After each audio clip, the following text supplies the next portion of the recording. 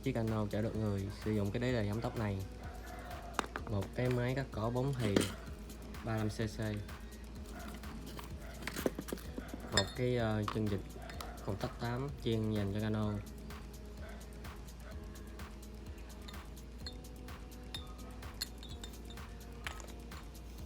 Này là máy cắt cỏ 2 thì, nó nhỏ hơn so với 4 thì.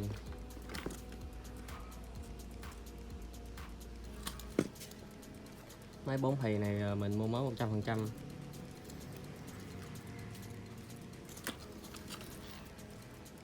Đây là những linh kiện của nó. Cái cắt cỏ đầu tiên mình sẽ cắt ra, lấy phần này thôi. Mình sẽ chuyền như thế này để đơn giản và ít qua khớp nối.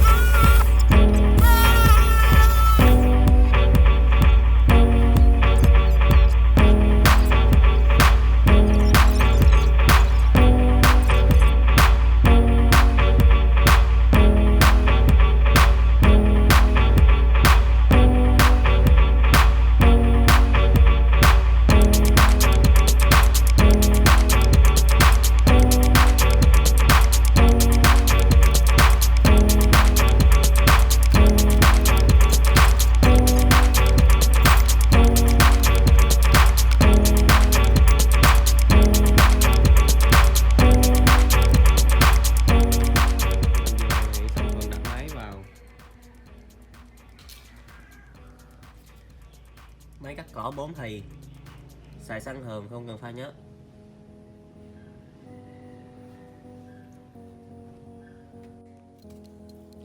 Mình làm như thế này tuy cạn nước rất nhiều nhưng đơn giản. Lái, ga,